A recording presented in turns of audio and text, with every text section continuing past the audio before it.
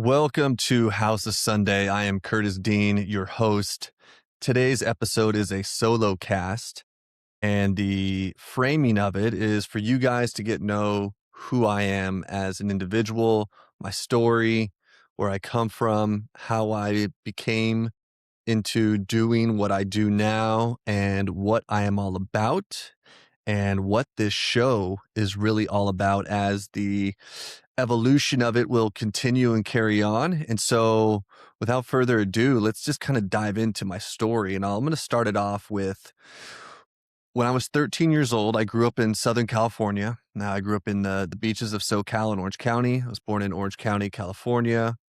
Spent a lot of my time in Newport Beach, where my mother lived, and also grew up just outside of downtown LA for a good portion of my um, early teens and late childhood was spent just outside of downtown LA and spending a lot of time in there as a kid in general. So when I was 13, I'm lying in my bed, and we had just moved to a new city. So we just moved a little bit further out away from downtown, probably like 30-minute drive. And brand new high school, brand new city. So it was like getting acclimated to the new world, new scenario, the new kid in town. And this is kind of a pattern I was used to of like when I was in fourth grade, I went to a new school. So now I'm at another new school again. So there's been these iterations from elementary to high school of kind of up and go and moving. So I'm 13, I'm lying in bed, and the weirdest thought rolls through my mind. I'm wonder if I'm the mailman's kid. And it just kind of hit me. I wonder if I'm the mailman's kid. Because I didn't look like my father. I didn't look like anyone in his family, where his features were fair skin, red hair, blue eyes, and I was kind of way off on the other spectrum of dark hair, hazel eyes, olive skin, and I looked a lot like my mom's side. My grandma is from Mexico. She was born on the border. Full Spanish woman, dark hair, speaks. She grew up speaking Spanish, so that whole side comes from Spanish and a little bit of Native American culture. So I sit there, I think, and at 13, what are you supposed to do with that? I didn't have anywhere to take it. So life goes on, and we could fast forward to about 22 years later, and it's the heart of COVID, and I'm out on my balcony, and there's this gorgeous woman, kind of just, getting her workout in and running sprints and kind of doing some hit workout. And we have been kind of playing eye tag um, subtly throughout the days because she's kind of out there every morning. I go out and work out. So there's this little bit of things going on. And I'm just like, man, I wonder what nationality I am, because I have a natural attraction towards the Latin Spanish culture, which would make sense. Again, growing up in that, I grew up with even having Spanish maids in our home when I was younger. So that's always just been like a part of me. And I just wanted to take the test and get curious. So I'm actually talking to my mom, and she was going to give me a test for Christmas, and whatever reason, I think one of my brothers took it and snagged it. So I just, I ordered a few tests, and she said, there's something I need to tell you. And I said, what's that? And she said, who you think your father is not your father. And I was like, holy shit. And yeah, I'd always felt something, but it was never like certain out, because my whole life I'd been kind of searching of like, who am I? I just always been curious of like, who am I? Because I never felt connected to my own truth. Like something was just off. Like there was this missing puzzle piece. And I go back to when I was 13, I was like, wow, my own sense of self was like speaking this to me. So I take 23andMe and Ancestry.com's test. 23andMe comes up and it shows zero Irish blood, zero Irish DNA for like 2 generations. And my father, who raised me, is basically full blown Irish, right? He just fits the T. That whole family fits the T. And I'm like, oh, like it didn't show who was biological, but it didn't show that side, but it showed my mom, and it showed my ancestors. And so I wait, then Ancestry Me comes in, and sure enough, it shows a different father. And then I had that was a whole, went on a real long walk after that and just thought, wow. But at the same time, something clicked inside of me, like I can't really describe it into a visual for you.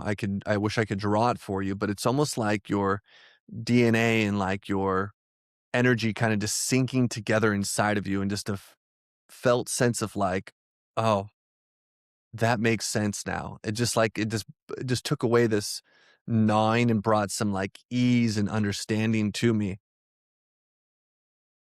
So that happened when I was, like I said, in 2020, I discovered that, and it kind of took me on this journey. So my life has, in sense, been in a search for understanding who I was at my core, because who I was told I was, from the sense of who your family was not biologically, not my family.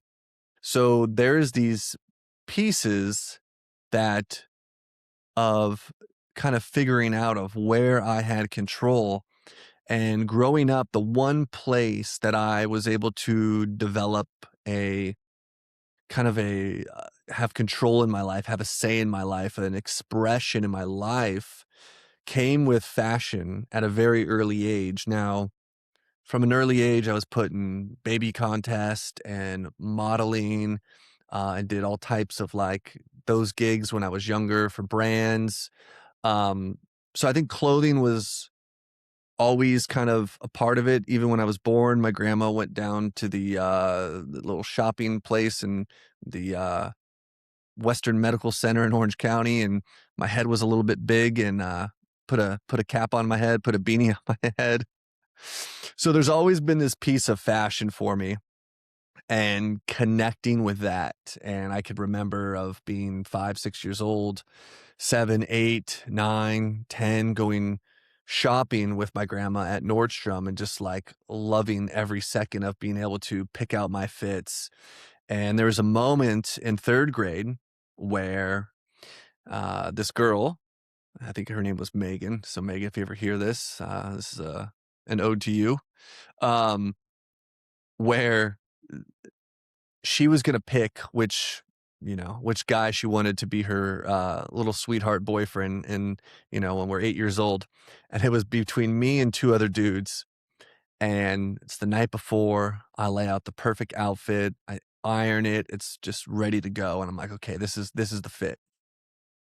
Wake up the next morning. I'm pumped, put on the outfit, walk to the school bus. I get to the school bus. I'm like, no, it's the wrong outfit. I charge home, switch outfits, put that one on, make the bus just in time. And then recess hits, and I'm so excited. I'm like, okay, this is the moment. And she ended up picking someone else. She ended up picking a guy who was more of just scholastic. I can't say at that time. I was more into the arts. Painting was my thing, right? I was very into painting. I got awards for painting. So I was more of the creative type, and not the standard, mathematician and science. That wasn't my sweet spot. So I was a little heartbroken. And at the same time, I realized, like maybe I had the outfit, maybe it wasn't the right outfit, or maybe something was wrong with me.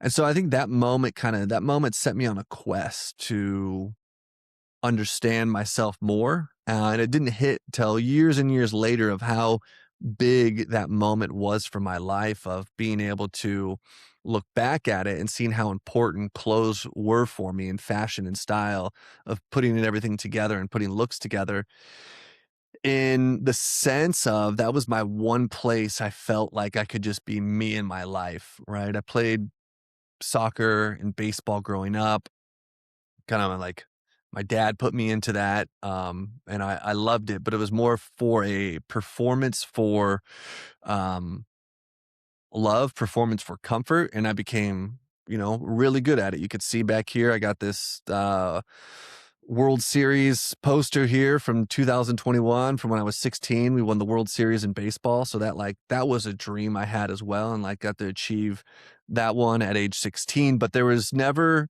a deep like comfort, a deep like satisfaction I had in like being me. And I remember seeing a friend of mine, he wasn't a friend yet, but when I was 8 years old, it was opening ceremonies for baseball. And this dude just had like this swag to him. He had this aura and he was on another team. And I was like, man, I just feel like it was across the field, probably like 40 yards.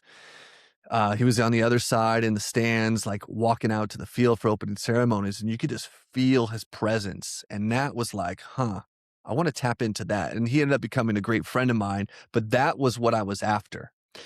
So we fast forward to high school. In high school, I'm into, I work at an amazing like clothing shop where you wax snowboards, you sell gear, wakeboards, skateboards. And then I was also in that time really into psychology and Buddhism. So it was like a blend of these two things I was learning that I was super into. Um, and I was playing baseball, but that was starting to fade. I just think there wasn't enough natural drive there to train myself to go to the level where you would excel in, um, you know, D1 to minor league baseball. I just didn't have enough drive to want to go there. My interests were elsewhere. And then I got an injury and that kind of shifted things. And then when I was 19, after my first year of college, where I was studying like interpersonal communication, film, oceanography, I decided that I would become an actor. And if we reverse back in junior high, I was in drama and had the lead role in the middle school play. So that was kind of something I was always into, but it was like more of like a secret thing that like was just for me. Like my parents didn't understand it. So I enrolled and became an actor and, had an agent, had a manager, went on amazing auditions, got to work with some really incredible actors. And I went into it thinking that if everyone else loved me, I learned how to love myself. And then, 6 years into it, like we're building and going out, but I'm just not landing anything anymore. Like nothing's like flowing. And then my agent called me and it's like, hey, we're going to drop you and go elsewhere. And then 2 weeks later, my manager dropped me. And then I had a manager in New Mexico at the time because New Mexico was popping off with a bunch of shows at the time. And I literally just got dropped from all of them. And I was like, oh man, like this is gnarly. I just need to take a break here. And I was like, what is it that like I just really am still into? And um it came back to fashion. So I went and started a brand. This is before the Instagram and Facebook and Snapchat days. It's like right before all of that started to like just emerge into the world. And I started this brand called Gravitas, like substance, duty, and just started by making like t-shirts and tank tops. And I was doing it with my uncle, who is a awesome art director. Um, and kind of went that, but I just didn't have, he was busy with what he was building at his agency. Um, and I just didn't have the know abouts of how to make this happen. So that kind of just got put on hold and time went on and I just started to study, train with some amazing men on just kind of relationships, leadership and how to develop oneself. And that kind of led me on a journey from late 20s all the way up until now of just really learning to lead myself, to be with myself, to remove the hang-ups and blocks that were holding me back from really being me. And one of those big pieces was understanding, who I was. And I still, to this day, I've never met my biological father. I've seen the records, but there's even still some things around that because my mom at the time they were twin brothers, and she was sleeping with both the brothers. So, um, and only one of the brothers have taken the test. So remains to be seen who actually is the biological one. But I'm cool with it. Like we are where we are, and I'm good with what I'm doing and with what I'm putting out. And so that's just I just breathe that in as part of my experience for the moment. So how Sunday Gentleman came about was so a little bit after COVID, about 6 months, I'd say after the first year of COVID, early 2021, I went on a trip. And I'd been doing coaching for about 3-4 years at that time. And I was like, there's something else, because I was locked up creatively. And that part of me just was like really buried down and not getting expressed. And I was like, it's so alive in me. So I went on this solo trip to Mexico. And I'm like, the whole intention of this trip is I want to know like what is part of my vision. So that was the intention. Just like, I'm going on a solo trip. I'm going to make this trip as smooth as possible. Went to a spot where I don't have to worry about cooking, anything. I could just wake up, I could work out, I could be on the beach. I was still taking calls with clients. And the whole thing was just to like to self-reflect and be with the ocean, be with the water. That's my place where I recharge. So being by the ocean is like imperative for my life, even though I live in the middle of the desert right now. That's another story. But the ocean it just has a healing power for me. So on about day 5, I'm there and I'm just sitting on the sand. There's no one around because this is still when COVID is like flowing. So not a lot of people are traveling. I'm just like on the beach, whole beach to myself, looking out the horizon. And I just hear this voice inside me. It says, design close again. And I'm like, close my eyes. I look up with my eyes. I'm like, what? And I got my journal out and it's like, yeah, design clothes again. Start a clothing brand. And I was like, all right, start a clothing brand. I'm going to follow the voice. So start just writing down like what I even design. Like when I was 19, I should revert back to this. Um, when I actually in high school, I really wanted to go to FITM, which is the Fashion Institute of Design and Merchandising in downtown LA. Like you have the career days, they came to school. Like it's the one place that I wanted to go, but I was so afraid to tell my dad because I thought I would disappoint him and it would just ruin my life. And I was just too afraid to really step into what was deep in my heart.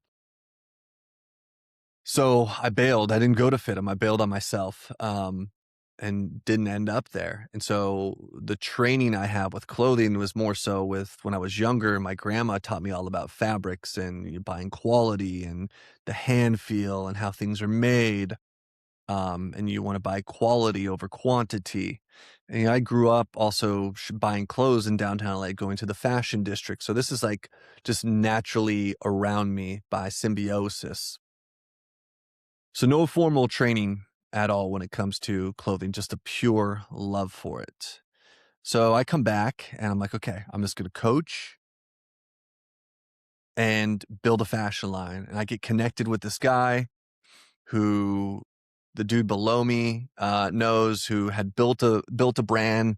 He gives me his time. We jump on a call. He's like, yeah, you need like, 100 grand to start a brand. I was like, damn, okay, 100 grand.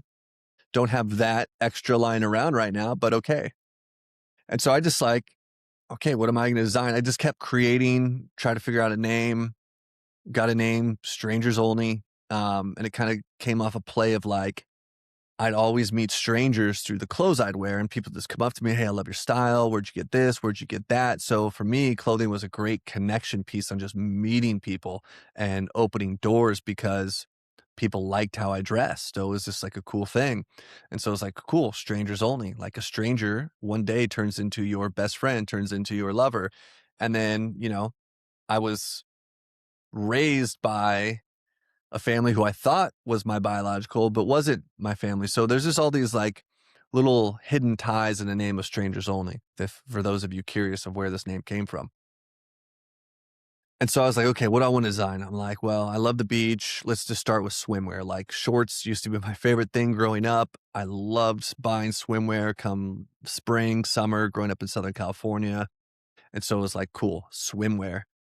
And then doors just started opening up and connections. And I taught myself how to make patterns. I taught myself uh, all of how to make a tech pack, picked out the fabrics, went sourcing for the fabrics. And all of a sudden, the money just started to pile in ways I could not even have dreamed up. And sure enough, within that time, I ended up having this amount of money and starting this brand. And that's how Strangers Only came about. And, within a few years was able to get it into Macy's, got it into Nordstrom, which was a huge dream come true because that's where I grew up shopping as a kid was Nordstrom.